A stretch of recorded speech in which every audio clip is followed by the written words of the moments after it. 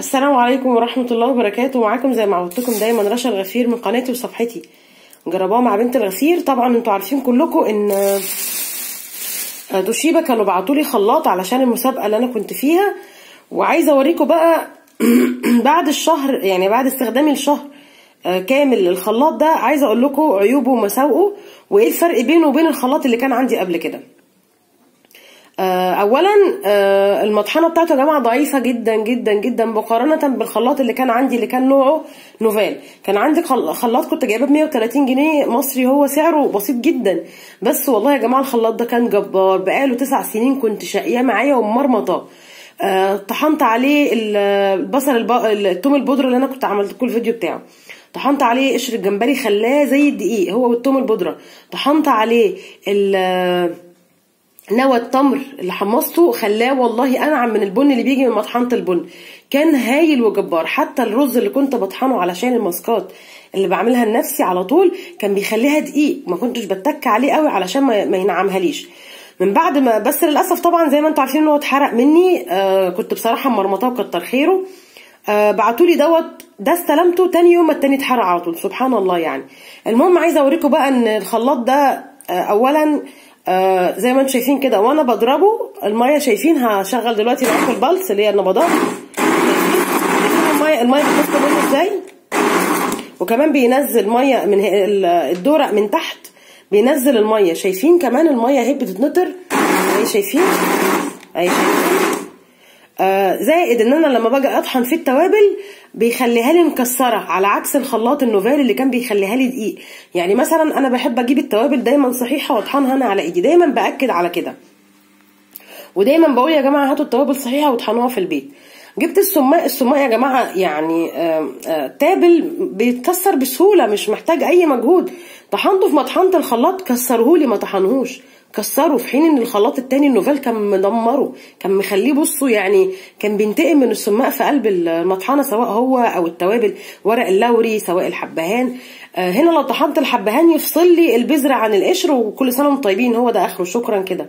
اللي هو ايه، مش بيطحنوا الطحنه اللي انا عايزاها. يعني انا دايما بعمل يعني تتبيله كده للفراخ المشويه، بتبقى عباره عن ورق لوري كتير على حبهان على شويه حاجات كده هبقول لكم عليها ان شاء الله، كان بيخليها لي دقيق. عملتها على المطحنه بتاعه الخلاط ده يا جماعه كل حاجه لوحدها، مفيش حاجه اتحدت مع التانيه. يعني اللي هو ايه، ده معروف ان ده ورق لوري وده معروف ان ده حبهان، مفيش الامتزاج اللي انا كنت عايزاه، والموضوع ما دخلش في بعضه. حاجه كمان كنت عايزه اعمل لكم توابل اللي هي ايه، اللي هي سر توابل الكبسه اللي بتيجي من بره، الناس اللي بتبقى مثلا جايه من السعوديه وهم جايين يا جماعه هاتوا لنا شويه توابل كبسه معاكم وانتوا جايين.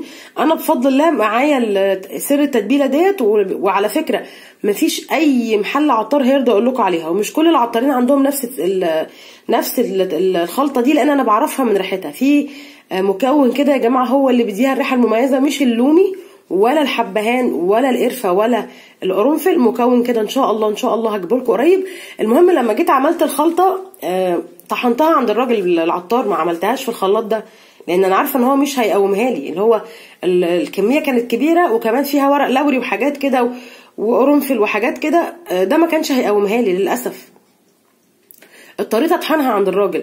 فانا عايزه اقول لكم والله يا جماعه ان الخلاط ده للاسف مقلب. حتى جيت عملت فيه تتبيله الفراخ اللي هي عباره بقى عن طماطم بقى وبصل وحاجات كده، ما فرمهاليش كويس، حتى الطماطم بيفرمها اي كلام. والمفاجاه بقى اللي خلتني فعلا يعني خلاص بقى خد البلاك ليست بالنسبه لي، او دخل البلاك ليست بالنسبه لي، ان انا عملت فيه ليمون بقشره، مش بقشره، اللي هو شلت القشره الصفراء وطحنته بالقشره البيضاء، يعني ما هراليش القشره خالص.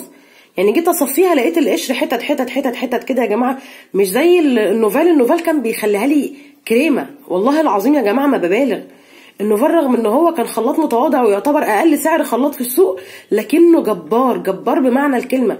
انا والله قلت لجوزي انا هشتري واحد تاني غير ده، لان ده مش نافع ومش مقومني ومش بيسعفني ومش بطحن عليه التوابل ومش بعمل عليه الحاجات اللي انا عايزاها. يعني انا محمصه قشر جمبري من وصفه مش عارفه اطحنه عليها، جيت اطحنه كسرهولي ما طحنهوش. فللامانه والله يا جماعه انا مش بقول كده عشان متضايقه من الشركه، انا عندي غسالة توشيبا ممتازه بصراحه، عشان بس الحق يتقال، غسالة توشيبا وممتازه ومقضيه معايا ما شاء الله، بتخلي الغسيل فل.